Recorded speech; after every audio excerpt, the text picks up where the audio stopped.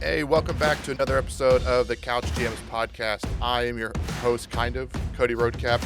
If you're watching on YouTube, you see there's no George Kerth, probably for the better thing, but I do have Tyler Snyder here, Mr. Hot Take himself. How you doing, buddy? Oh, I'm doing great. I'm ready for some hot takes, and this is gonna be the best episode ever because George isn't here, so we're good. We're ready to go. Well, hopefully George is at least listening so he can defend himself next week. But today we're going to go through a little bit of news. We're in the NFL offseason law, so not much going on. And then we are doing our first fantasy mock draft. This week's episode will be a dueling mock draft. So Tyler and I will both be a GM of our own team.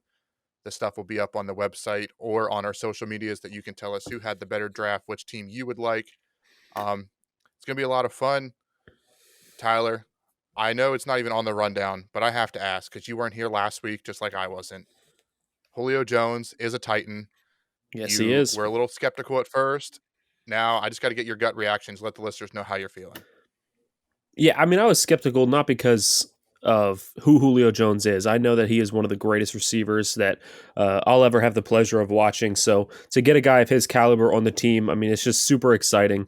Um, Mainly, I was skeptical about the money. For one, he has a huge contract that I didn't know how they were going to be able to afford it, but they were able to restructure Ryan Tannehill's salary to make everything work. So no one had to be a cap casualty out of this.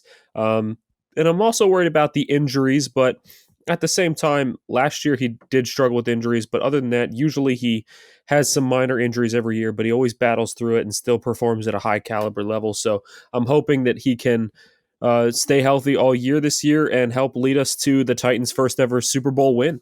I know you give me a lot of slack for being like the negative Nancy every time like the Titans sign a player, or at least in the action of or potentially, and I like point out all the bad things. But I am excited for the Titans to have acquired Julio Jones. I think that offense is going to be fun to watch. But per usual, I just have to say it doesn't matter if you guys can't get off the field on third down, and you guys haven't done much to fix that. But if you score 45 points a game, who cares if the other team scores 30? You're going to outscore them. But the Titans should be a fun team to watch up there. Interested to see how many Titans go in the first few rounds of this fantasy draft we're going to get to in just a little bit. But first, we have some NFL news. And I guess we have to start that off, as always, with hashtag Rodgers Watch. I'll keep it short this week. Pretty much nothing has changed. Mark Murphy did do a press conference with some people at Lambeau Field, and he called him a complicated fella, which I think we've all known that Aaron Rodgers is a complicated fella. The media has blown this out of proportion, per usual. James Jones went on the McAfee show and said, hey, if the Packers call me to be a mediator, I will sit down. We'll get this figured out. Rodgers will be the quarterback week one. And then Aaron Rodgers had a press tour for the match that's coming up on July 6th. And he had to throw a little shade by wearing an I'm offended shirt during his interview. So no real news, just a lot of back and forth, nothing breaking. This is going to go all summer long, but we'll keep it up because I love talking about Aaron Rodgers. So that's your hashtag Aaron or hashtag Rodgers Watch. Some other news. The NFL's COVID protocols for training camp came out today. Fans are allowed to be there if you're close to your favorite NFL city and go watch your team practice. There will be some distancing, but there's a lot of benefits for people that are vaccinated, players that are vaccinated. They get a lot more breaks. They can eat with their teammates, where teammates that aren't vaccinated, they have to eat alone or grab and go or social distance. So just some encouragement there by the NFLPA and the NFL to get their players vaccinated. But you can check out the whole feed, our whole thread of that on Twitter. We retweeted Tom Paracello's full thread, all the details if you're interested. But the big news, and it's already out by the time you're listening to the show, but the Madden cover for Madden 22, I guess it'll be called, the trailer dropped. I know there's some rumors it might be Mahomes or Brady, maybe Nick Chubb. Who are you hoping to see on the Madden cover, and will you be buying the game after many years of it being the same game with just updated rosters? Every year I say that I'm not going to buy the next one because it's just updated rosters, and then every year I end up buying it anyway. Absolutely, I'm going to buy it, especially now the Titans have AJ Brown, Derrick Henry, and Julio Jones all on the same offense. I mean, how do I not want to get that game and play with that offense? But the NFL did release a little teaser of two goats walking out for the Madden cover. So we're thinking that the Madden cover is going to be not one, but two of the greatest of all time players. It could be current players that are the greatest in the league right now. It could be some of the all time greats. I'm leaning more towards current players. I could see a Mahomes and Brady. I could see an Aaron Rodgers and a Brady. Um, I mean, honestly, you could even go with non quarterbacks and go with a Nick Chubb and Kareem Hunt together. I mean, that power backfield after last year, personally, I think it should be A.J. Brown and Julio Jones. Two of the greatest receivers in the game right now on the same team. Maybe that's why Madden took so long to release the cover this year. They were waiting to see where Julio went. But I don't know. Either way, I think it's going to be exciting. I'm just hoping it's no Colts, Texans, or Jags. I can believe that. The only thing I can say is the Peyton Hillis like Easter egg or a little comment at the end made me think maybe Chubb and possibly Kareem Hunt. But there was some videos of Mahomes and Brady recording something at a high school stadium. We imagine it was Madden promo. And I did hear that Rodgers was a candidate for the Madden cover this year, but they were hesitant to pull the trigger after, and they didn't want a repeat of Madden '09 when they put Brett Favre on the cover. And then that offseason, he got traded to the Jets. So it's probably best that the Packers quarterbacks stay off the cover, and hopefully this whole conversation isn't pointless and we're completely wrong by the time you're listening to it, since it drops at I think 9 or 10 Eastern Thursday morning. I'm recording this Wednesday night, but a few other quick hits. Some mandatory mini camps are going on. Cornerbacks Xavier Howard of the Miami Dolphins and cornerback Stephon Gilmore of the New England Patriots, both holdouts as they look for new deals. Sheldon Richardson, defensive lineman, formerly with the Cleveland Browns, returns to the Minnesota Vikings on a 1-year deal.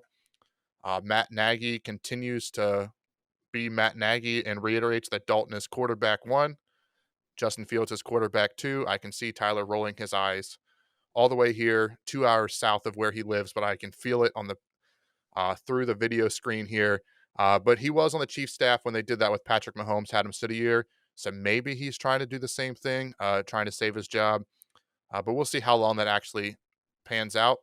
A little bit of fantasy news. The Steelers offensive coordinator came out today, or I think it was Tuesday actually, and said that they're planning on leaning on Big Ben, doing what Big Ben wants to do. Big Ben looks great, feels great. They're going to rely on him. They have the trio of offensive wide receivers. I could see him passing 30 to 40 times a game if that's true. So keep an eye on that. The Najee Harris might not be as a big breakout as we expect if that's the case, because Big Ben doesn't like to run the ball, um, and the wide receivers could have a bigger impact. So something to keep your eye on there. And just our fun story of the week: retired running back C.J. Anderson became a head coach of the football high school power school of Monte Vista High School in Northern California.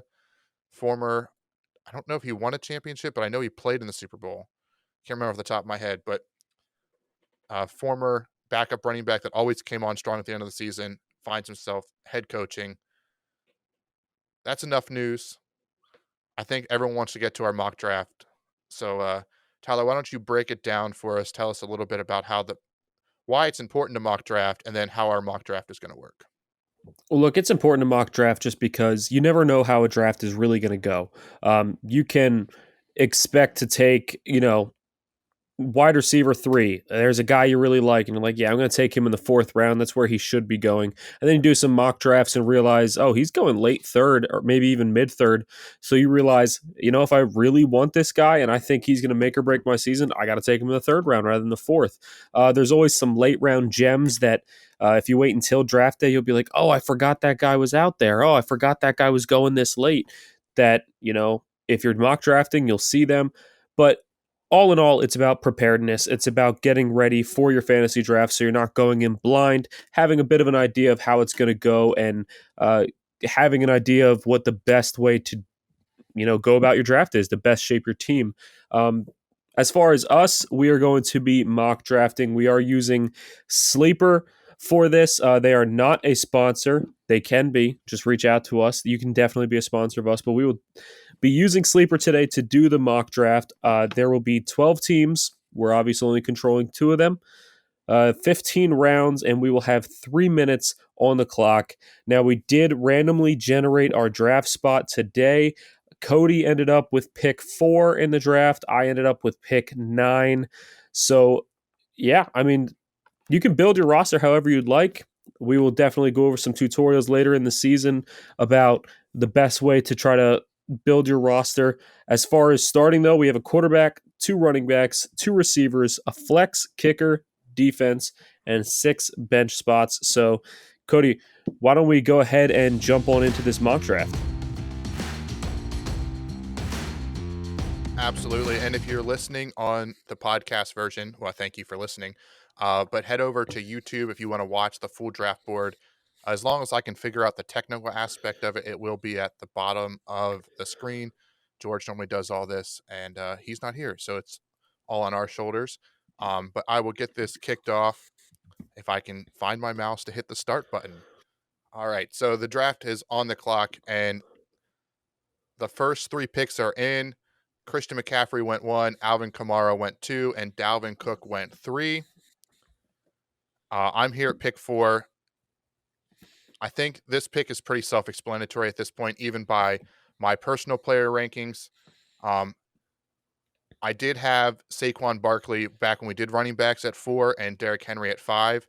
I do think Derrick Henry gets an. I'll give Derrick Henry an increase a little bit with the Julio Jones just because they can't stack the box as much. Um, and Saquon Barkley does have the injury history that scares me. So I'm going to go ahead and take Tyler's boy. He's probably a little upset that he didn't fall all the way to 9, but that would have been a miracle. And I'll take Derrick Henry here at pick 4. Devontae Adams goes picks 5. Saquon Barkley, team 6. Tyreek Hill at 7. Nick Chubb at 8. And Tyler is now on the clock at pick 9. Yeah, and this is a difficult pick right here because your top guys of Chubb, Barkley, Henry, Cook, those are the easy running backs to take. Once you get into this area, it gets a little bit sketchy. Projected to go this pick is Jonathan Taylor. I personally like Jonathan Taylor. Don't think he's worth the 9th overall pick. You could go with Ezekiel Elliott, although he's had his ups and downs in the past. If you want to go more wide receiver, there is the DeAndre Hopkins role here.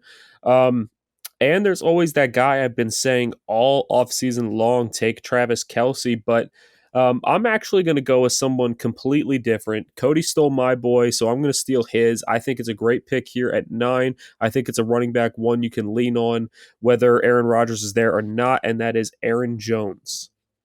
Aaron Jones is going pick 9 if it goes in. There we go. Ezekiel Elliott goes pick 10. Jonathan Taylor pick 11. And Team 12 takes Stephon Diggs, wrapping right around. DeAndre Hopkins also went to Team 12. Mixon went pick 14. Then Travis Kelce. So he did go into the second round. Now they're just teasing me because the next best guy right here is A.J. Brown. And that is an absolute tease. There's also DK Metcalf if you want to go wide receiver. I don't recommend the other wide receivers other than those 2. I like going double running back in the first 2 rounds. I think it's the safest way to go about your team. Austin Eckler is a great running back, but do I think he's a number 2? Nope. I got to do it. I got to go with my boy. I'm going AJ Brown round 2. I mean, that makes a ton of sense. He was, the consensus number 4 for us a couple weeks ago when we did our wide receiver rankings. Granted, we all said he might move down a little bit with the addition of Julio Jones, but to get him in the second round, I know you were hoping Kelce fell back to you, but I'm on the Absolutely. clock after. Oh, yeah, I think you already just announced everybody that went. I'm on the clock here, and I was really hoping for Cam Akers or Eckler to fall for me. So now I'm looking at my favorite wide receiver in last year's draft, Justin Jefferson, or running back Antonio Gibson.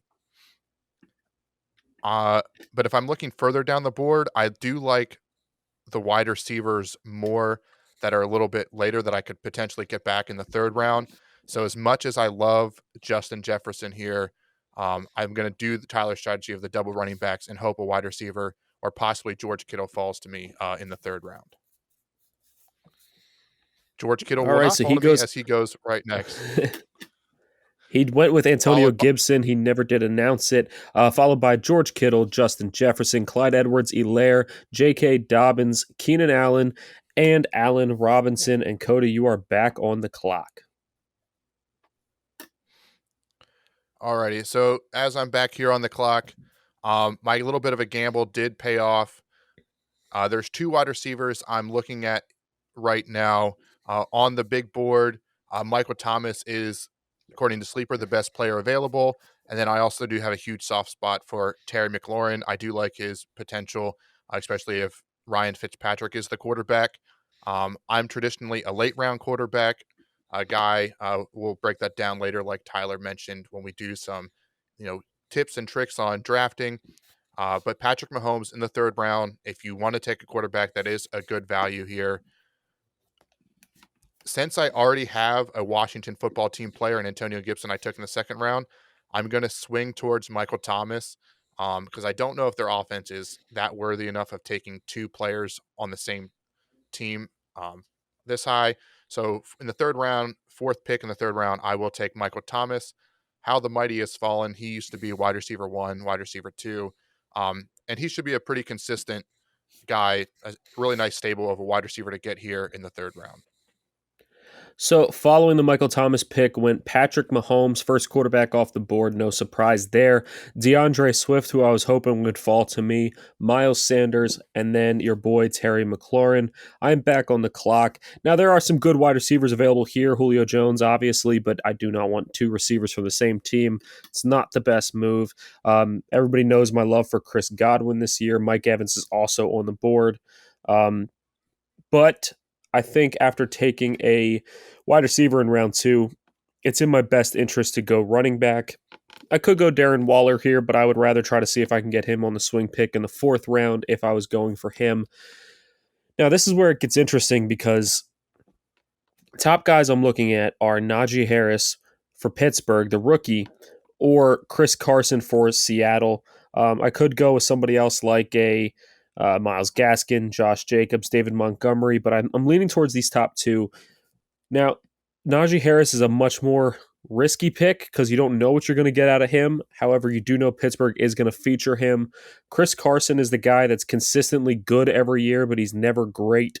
But if I'm going third round, I need a running back that I can lean on, that I can depend on, and I think that is going to be Chris Carson as always. So I'm taking Chris Carson in the third round. I do like that pick. I was looking at your running back rankings as you broke them down, and you have them 16 and 18. You do have Najee Harris just a slight bump.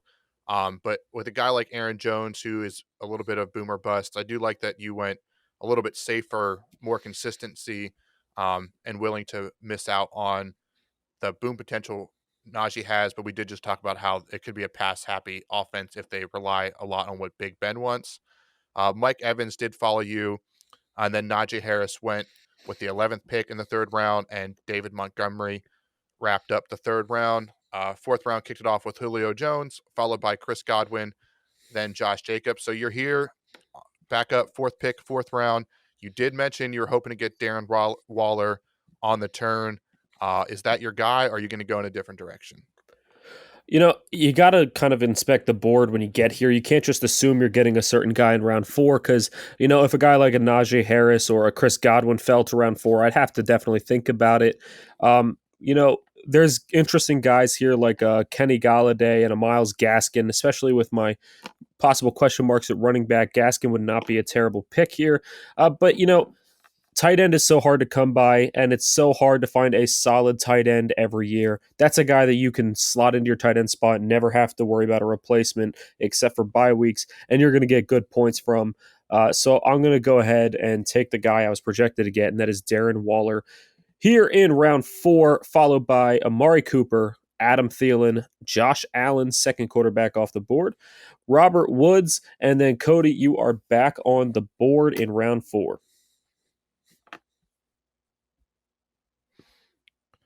I am, and I am looking for a wide receiver at this point since I started off with running back. Running back, balance out my team here.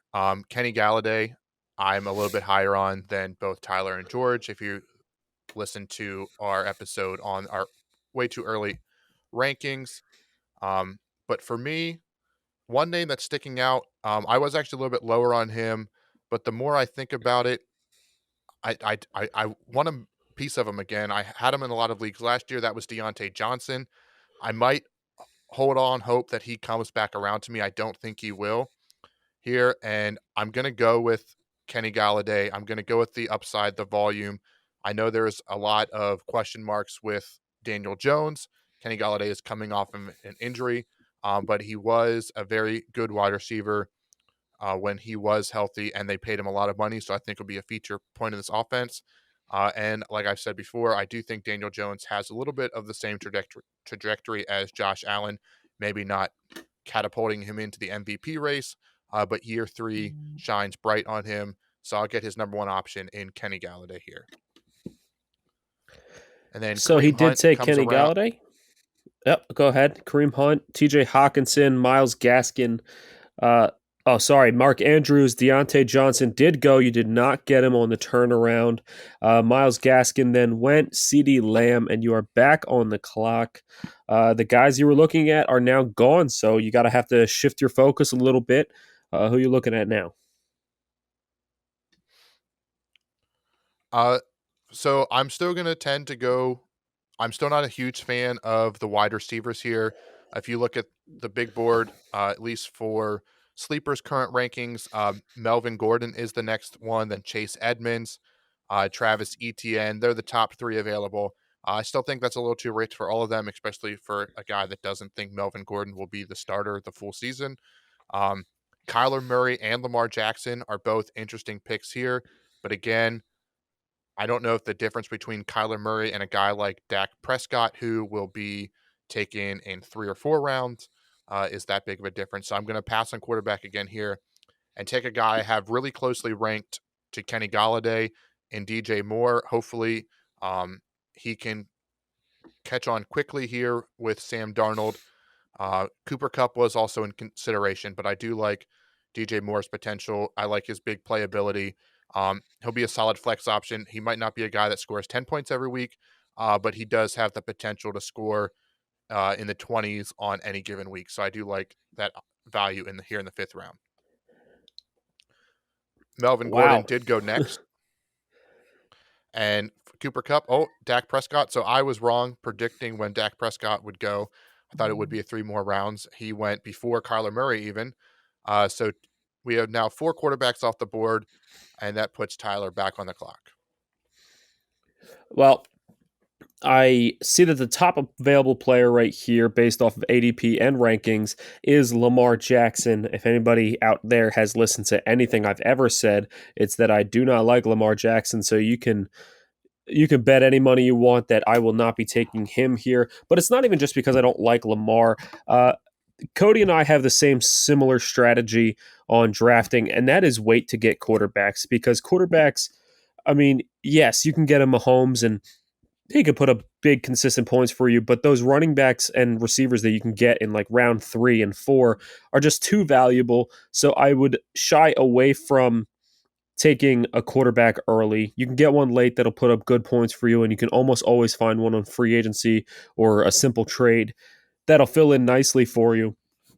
As far as what I'm actually going to do, since I'm stalling, is, it's up in the air. I don't really like the Chase Edmonds pick. I'm not thrilled with it. I do have 2 running backs already, only 1 wide receiver, so I could go wide receiver. However, it is easier to get wide receivers late. It's not very easy to get running backs late, so I lean more towards going for a 3rd running back before a 2nd receiver. But honestly, it could go either way, because Tyler Lockett and Brandon Ayuk being the top wide receivers here doesn't thrill me. So I'm going to actually go with a questionable pick, and that is Travis Etienne of the Jacksonville Jaguars, the rookie running back. He has a connection with Trevor Lawrence. He is a pass-catching back. He's being slotted only at wide receiver in camp right now. So I'm going to take the chance on Etienne, hoping he is a breakout player. James Robinson does make me nervous. James Robinson's also on the board, so I could honestly take him if I wanted to. But After I took ETN, it went Chase Edmonds, Lamar Jackson, Tyler Lockett, Brandon Ayuk, Raheem Mostert, and then Cody's boy Aaron Rodgers is off the board, and I am back on the clock. Whew. You know, James Robinson is on the board. I could shore up that Jacksonville backfield, but do I really want to shore up Jacksonville? David Johnson's on the board, but I don't trust Houston at all.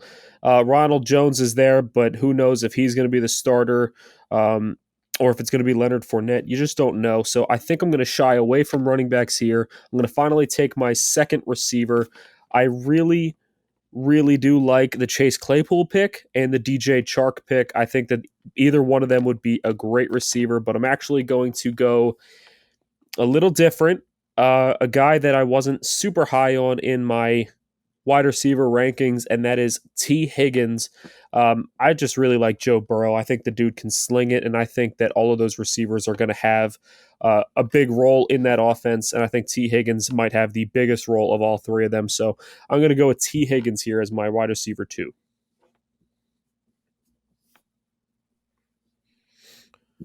Alrighty, after you picked, Odell Beckham Jr. went next, followed by David Johnson, Damian Harris, and Ronald Jones. So a little bit of a run here on running back. James Robinson is still sitting there. It is tempting. It's just we don't know with the new coaching scheme how much he'll be used.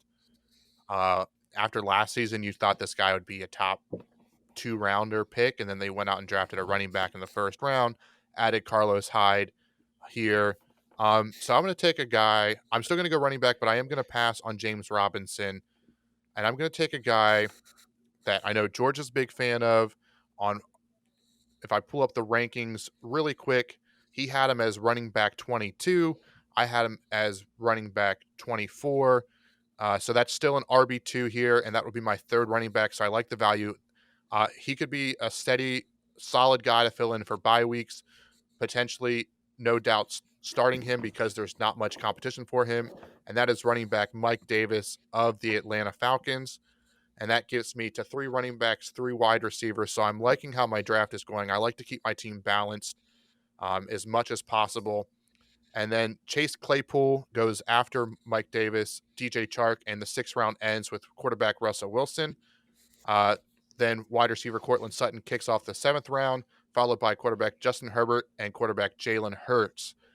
So Tyler, here, just looking at the board real quick, it looks like we are 2 of the 3 teams that have yet to take a quarterback. And if you're out there drafting, taking a part in the late quarterback strategy, that's something to keep in mind too, as you understand that, hey, quarterbacks might go a little bit later now because 80% of the league already has them. So you can keep taking stabs at your skill positions. There's a few people here that I do like. Dallas Goedert, still a little early for me to go tight end after the big 3, maybe 4. I would go for TJ Hawkinson. And with Zach Ertz still there, Dallas Goedert still a little too rich for my blood at quarterback. So now we're throwing shots in the dark here. I'm looking at the big board. We got Juju Smith-Schuster. We have Will Fuller. Will Fuller, you would think would be a top wide receiver, but you don't know how well Tua's going to do. Tyler Boyd, as Tyler mentioned, Joe Burrow likes to sling it, but now there's 3 options here. I already have DJ Moore, so I'm going to avoid Robbie Anderson here.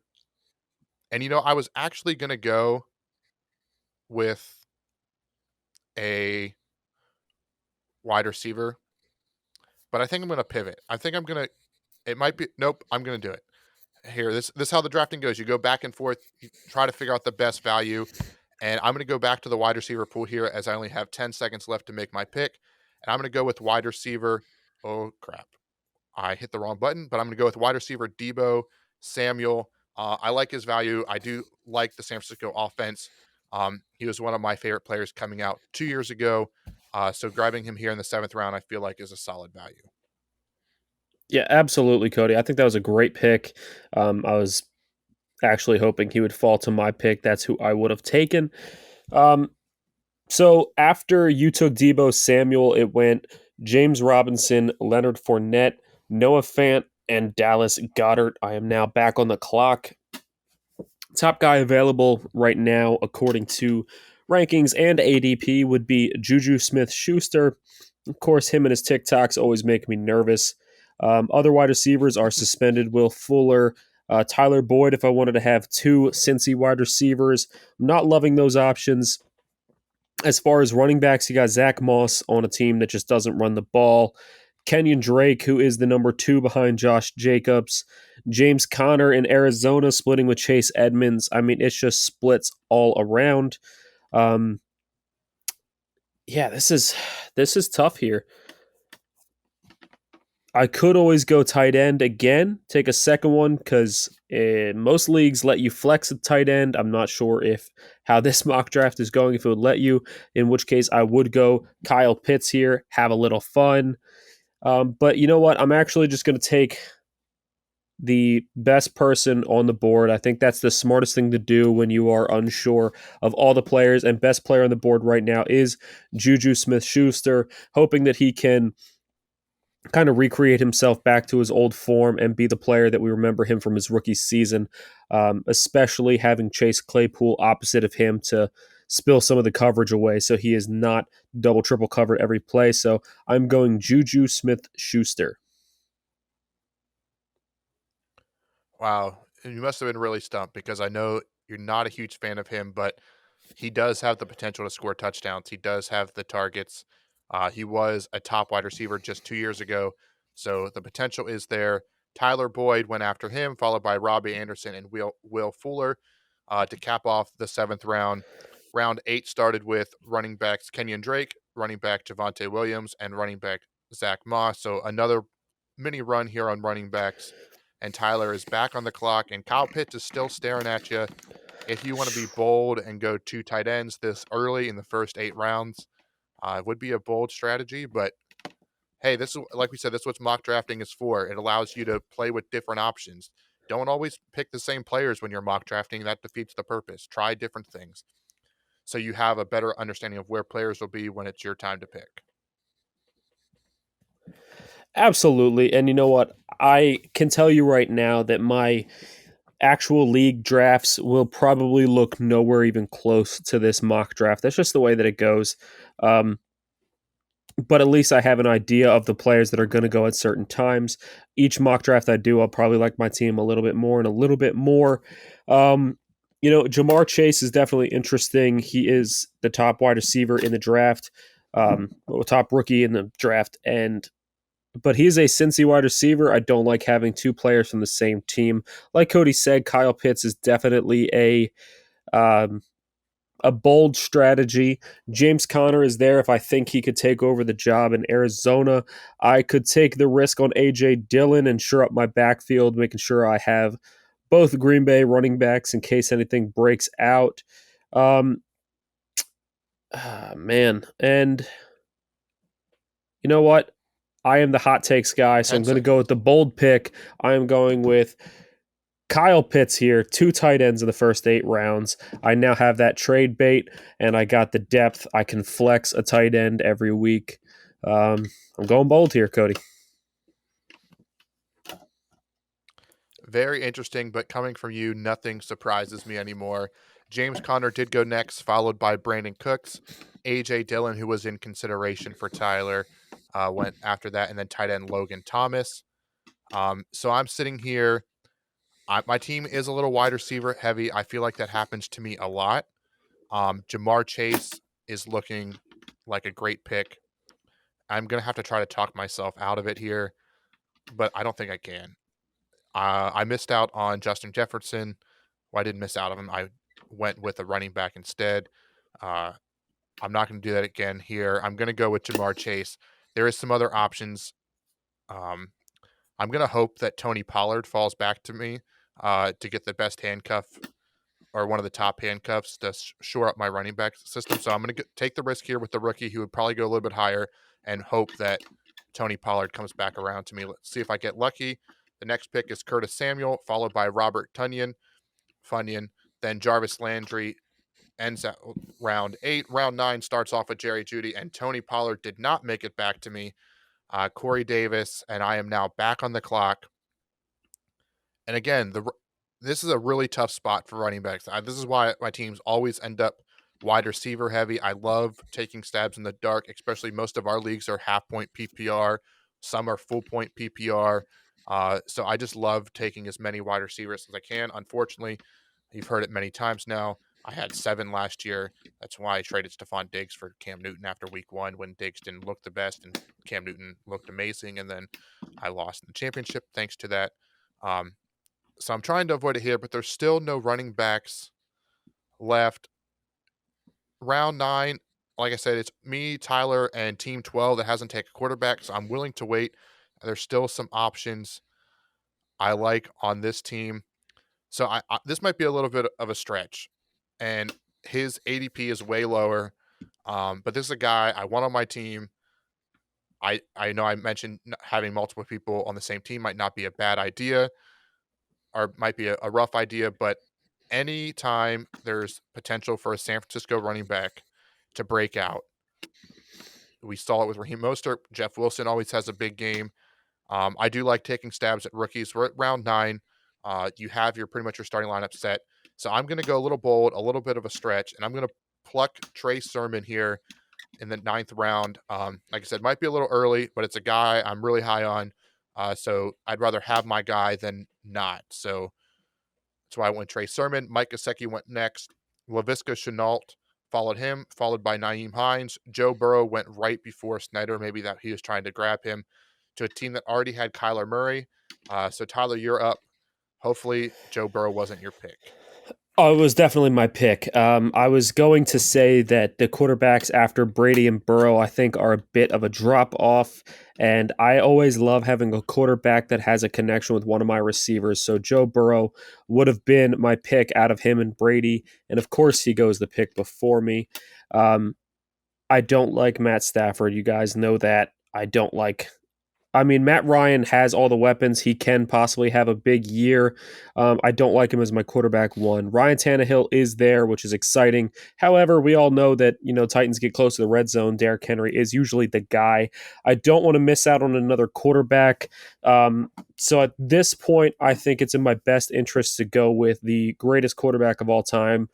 And that is, sad to say, Tom Brady is my pick. It's So not a Tom bad Brady, pick there. I debated going Tom you go Brady. for it. Yeah, I mean, No, I was just saying I debated. Oh, our lag is getting a little bad, so we're cutting people off like left and right here. But that's all good. I was just gonna say I just take Tom Brady. Devin Singletary went next. Latavius Murray, followed by Irv Smith Jr., Matt Stafford, Devontae Parker, and Tyler Higbee. As Tyler is now back on the clock, has pretty much every position except kicker and defense, which he might shock us here. So again, he's just taking bench spot stabs in the dark. So Tyler, what do you got? um, look, I have Hollywood Brown on multiple dynasty leagues, so I have him for his entire career, and I don't mind having him there. However, I don't think it's his time to shine just yet. But he is really not a bad pick here. Other guys available, you got Michael Gallup, the wide receiver. You could take a chance on Gus Edwards, hoping he's the running back for Baltimore, but I don't recommend taking any Baltimore running back. They never know who they want to start. You got Philip Lindsay, Daryl Henderson. Really, no running backs that blow my mind here. So at this point, I like to take a stab in the dark at a receiver that could break out and have a big season if he can have a great connection. And to me, that would be wide receiver Devontae Smith, the rookie receiver for the Eagles. I think his value in round 10 is huge. I think he has a potential for a breakout season, especially with his connection with Jalen Hurts. So I don't see any better option right now than going Devontae Smith. I think it's a no-brainer.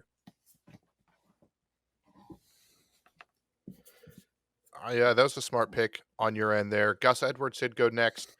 Jamal Williams, and then Ryan Tannehill and Matt Ryan went back to back. So teams are taking quarterback 2. I still have yet to take a quarterback here. But like Tyler mentioned, after Tom Brady, and Tom Brady's probably going to go much higher than round 9 in most drafts. He probably deserves to. Probably should have took him over Trey Sermon, to say the least. But at this point, Baker Mayfield, Carson Wentz, Trevor Lawrence, Daniel Jones, Big Ben, those are all guys that you're probably streaming. And again, we'll get into more of what streaming means, but essentially it's, playing quarterback based on matchup. So I think I'm gonna skip on. I might skip on a wide receiver here as I look over the available players. I want to keep taking rookies, but I feel like that's a bad idea. Um, so I'm going to take a wide receiver because apparently I love doing that, and I did take a running back last round, so that's allowed. I'm allowed to take a wide receiver again. Uh, and again, we're in the 10th round. These are stabs in the dark, but this guy has potential to be, a solid wide receiver. He could be the number one option on his team, and that is Michael Pittman Jr.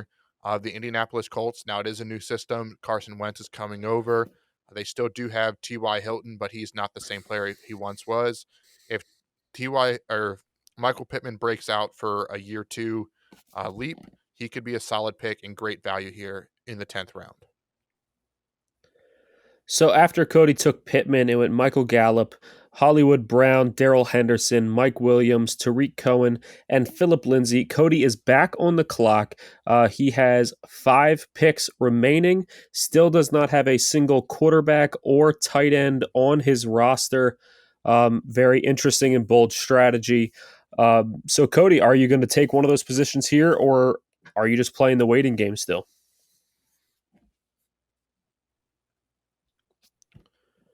Uh, I'm not going to take a tight end because at this point, they're pretty much all weekly start, like just again, they're streaming options. I know it can get you in trouble. Some people like to have a solid guy.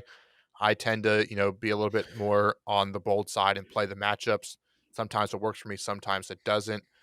Quarterback is interesting. I do think Baker Mayfield has a decent year.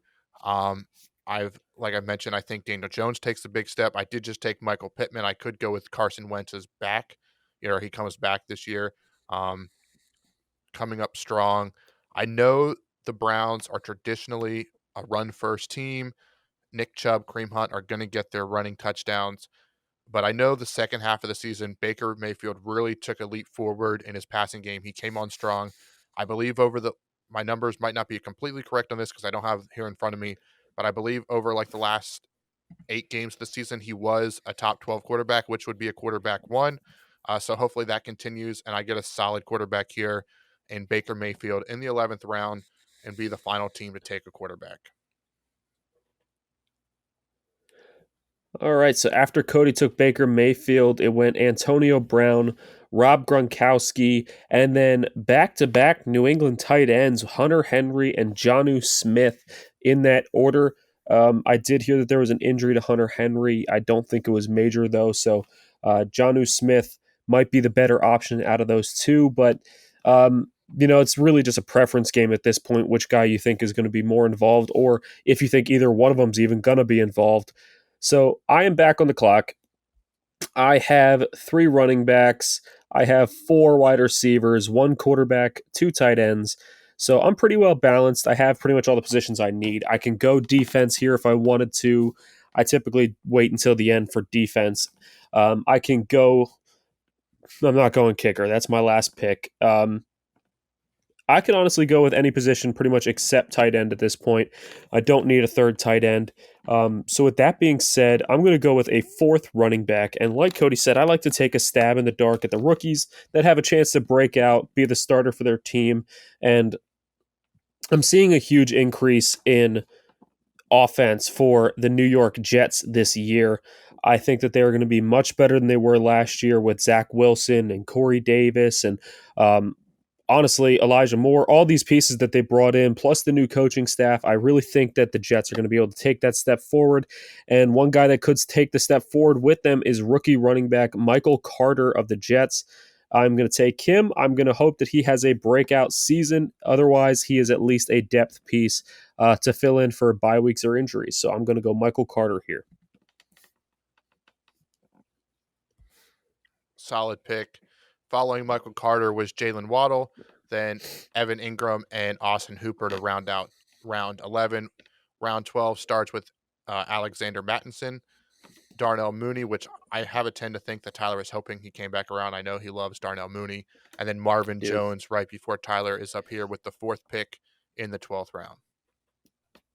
I do love me some Darnell Mooney. He is one of my favorite players.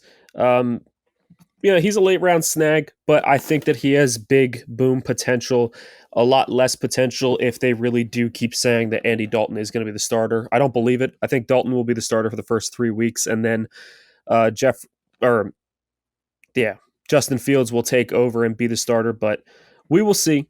Um, as of right now, again, I can go pretty much anywhere at this point. I'm going depth. I'm going players that can fill in during injuries that I feel safe with, or with guys that, I want to take a flyer on, that I want to just completely throw a dart at and hope that they break out. There are definitely some interesting names here at this point in the draft for some dart throws. Tevin Coleman for the Jets could be the starter over Michael Carter. He's worth looking at. Jalen Rager could have a bounce back season. Zach Ertz is an interesting tight end name this late in the draft. I mean, we're just expecting he's completely dead after one bad year. I don't believe it. One of the biggest names at this point in the draft, in my opinion, is Marlon Mack, the running back for the Colts. I think that he is definitely an interesting pick. He has the potential to split first rep carries. And I think he's worth a look at this point of the draft, but I'm going to go wide receiver, and I'm going to go with a guy that I loved last year. He let me down, but I'm going to take the flyer on him again this year, and that is the speedy Henry Ruggs for the Raiders. I am hoping he finally has that season that I've been waiting for ever since I drafted him in Dynasty. Or in Madden, because you only draft people that have 95 or higher speed, and Henry Ruggs definitely has that. I did. Jamison Crowder went next. J.K. Just cut that out. McKissick, Sorry. Blake Jarwin. That's fine. Maybe I'll keep it in. Tyler Sangonite's dad. The fans will love it. Nelson Aguilar puts me back on the clock here. I still don't have a tight end. Um, Zach Ertz is tempting, like you said. We're kind of assuming he's gone. Maybe it's because people think he'll be traded. Like if I took Zach Ertz here and he ends up in Buffalo, it'd be a steal. This is why you shouldn't redraft this early. You should try to do it as close to the start of the actual season as you can. Uh, Looking at the tight ends, though, I do like Cole Kmet. Andy Dalton was able to be pretty productive with the tight end that just slipped my mind. That always got hurt in Cincinnati. What was? Eifert. Thank you, Eifert. I knew it was. I kept thinking Tyler Croft, but it was definitely Eifert. So he was productive with them. Jarrett Cook, I do like him as a solid option out there with Justin Herbert. Um, but I think I'm going to take the stab in the dark with Zach Ertz. Hope he either gets traded or he's just a touchdown machine.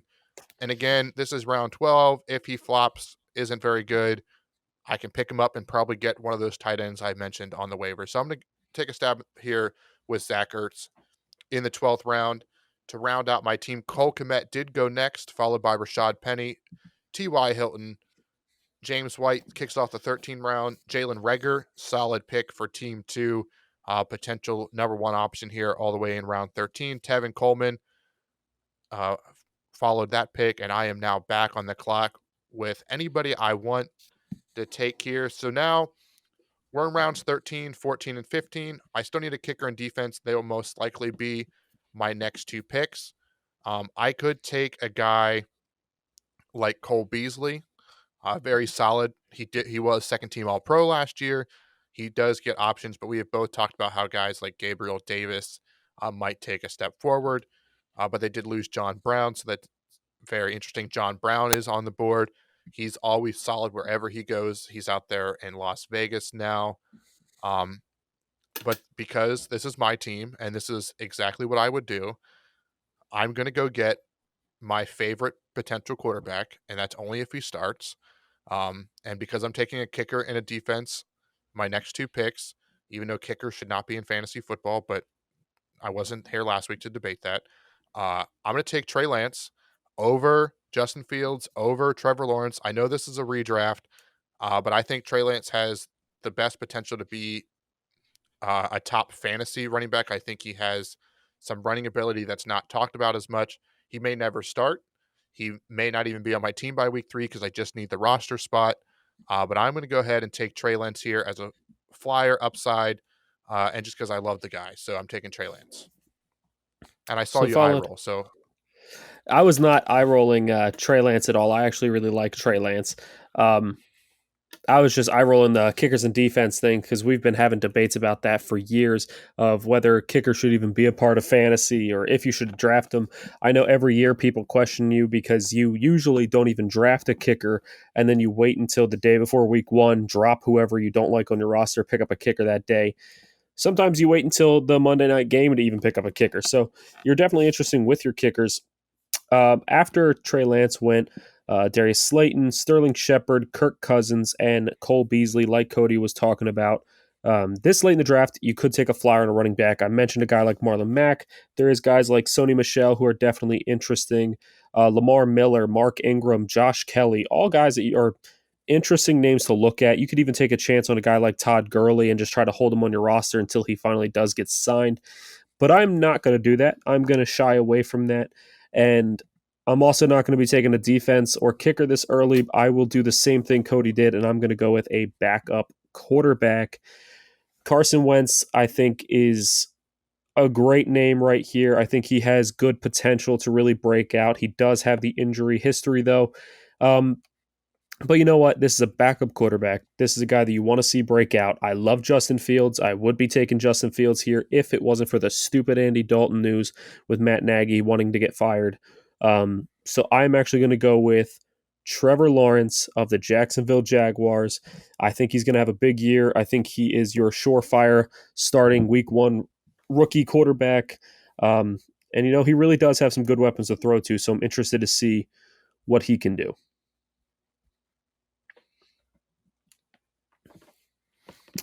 So after solid Trevor pick. Lawrence, Marlon Mack did go next, a guy Tyler talked about. Alan Lazard followed him, and then Carson Wentz rounded it out. We are now in round 14, and you can tell kickers and defenses will be flying off the shelves as Justin Tucker, Harrison Bucker, and Young Hoo Koo all went, and Tyler is back on the clock. Will he take a fourth kicker, or will he go for a top defense? The choice is up to him. yeah, I mean, if we're being honest here, I think kickers are a dime a dozen. You can get a kicker at any point, unless there's a kicker that you really, really love, like a Justin Tucker or something that you want to draft a little bit earlier because you know he's going to be one of the first guys to go. Um, I think you can wait until your last round to take him. I'd prefer to take a defense here. Um, Top two defenses are the Washington football team with all those pass rushers they have, and the Tampa Bay Buccaneers. Um, I think those are the two that I'm leaning between.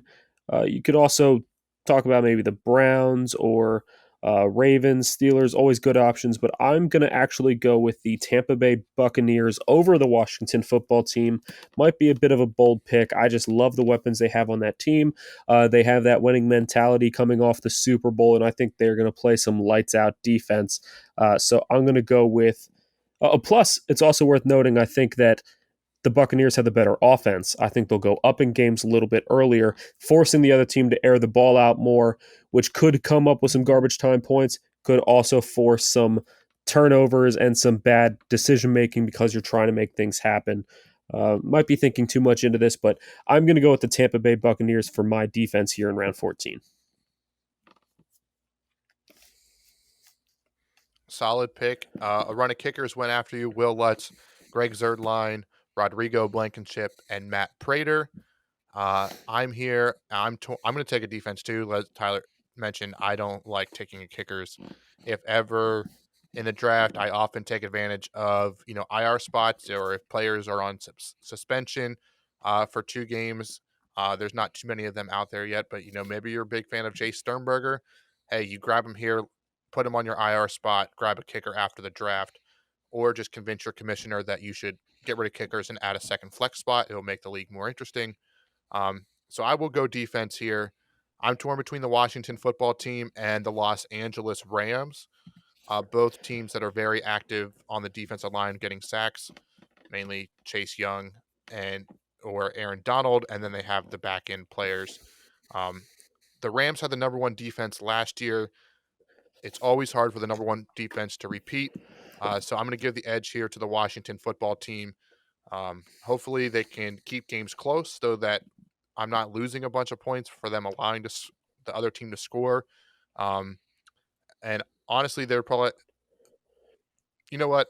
I'm gonna switch. I was gonna take the Washington football team, but in my rankings, even though I was on the show, I did say the Rams were the number one defense. So I'm gonna stick with my board here. And for some reason I have to scroll to find the Rams. So give me 1 second. Hopefully my time doesn't run out. There we go. You got I will 26 seconds. You're switch the good. Los Angeles Rams. I do think the Washington football team would have been a solid pick there, but you can't go wrong with the Rams. Jason Sanders went next, Mason Crosby and Robbie Gould. The Minnesota Vikings, the New York Giants, and the Las Vegas Raiders. Again, I'm surprised so many kickers. It could be that we're using an AI simulation. So many kickers went before defenses, especially with like the Washington football team and the Pittsburgh Steelers. Honestly, there's no kickers I want to take at this point. Maybe it's just because we're so far away from the season, but I don't see the much difference between Jason Myers, Tyler Bass, Jake Elliott, Daniel Carlson, all the kickers that are available here. I mean, I didn't get one of the big three. So I want to take a peek back at the big board and maybe not even take a kicker because that seems to be my thing. Um, I do like some of the options. Like I would love to grab Elijah Moore here, or he could be a potential number one option or number two option up in New York.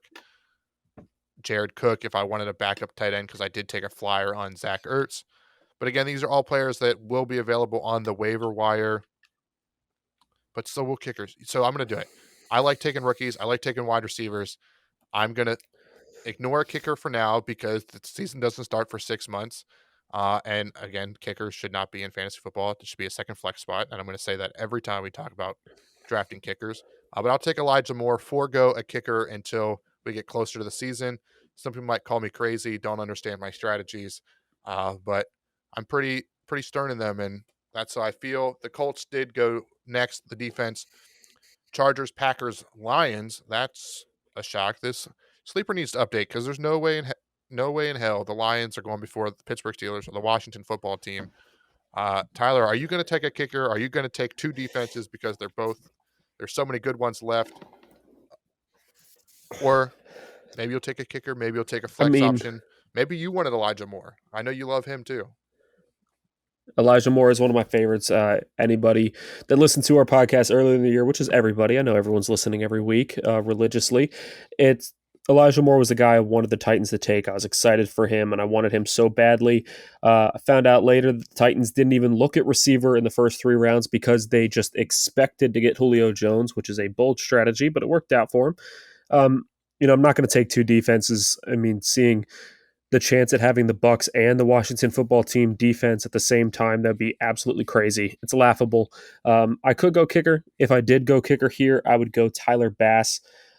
He's probably my favorite kicker that's left out there. But I think I'm going to forego kicker as well this time. I'm going to look at the other options out there. John Brown is still available. You can take a guy like Sony Michel, Carlos Hyde, any one of those guys. But my running backs are a little sketchy, so I think I'm going to go with another running back. Um, a guy like Mark Ingram on Houston is definitely an interesting name. Josh Kelly on LA trying to take over that job again. That could definitely be an interesting name as well. But I'm actually going to go even further down the board, and I'm going to go with a guy that isn't even on a team yet, and I'm hoping he is eventually, and that is my boy Todd Gurley for my last pick.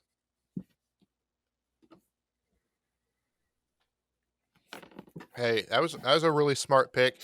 If you happen to be drafting at this point for some reason, again, you don't need a kicker until the Sunday of Week 1 starts. So why not take a guy that you think could have potential? If Todd Gurley goes to the Lions, yes, he'll probably split with Jamal Williams or DeAndre Swift. But if one of them gets hurt or if he takes over the lead role, he could start some week. So if you are drafting early, forego the kicker, maybe even forego the defense, take stabs in the darks at young players that are ascending or old solid guys that you can count on. There just might not happen to be on a team yet. He did it with Todd Gurley. I did it with Elijah Moore. Did it with Zach Ertz. We don't know where he's going to be. So his value was great. I know these are dueling mock drafts. I do want to point out, I do like Tyler's strategy of getting Darren Waller. The tight ends are very polarizing if you don't have one of the big three. It is almost like playing with your arm tied behind your back. So that I think both teams are pretty good. Probably I'd say definitely the two best teams here out of the. I don't think any computer beat us. Yeah, for sure. But you guys can decide. We'll get these posted on our social media at the Couch GMs, definitely on our website at thecouchgms.com.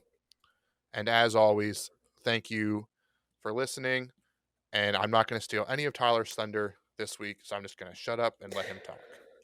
Cody, you gave a little bit of love to my team. I got to give some love to you as well, mainly because you have Derrick Henry. I mean, come on.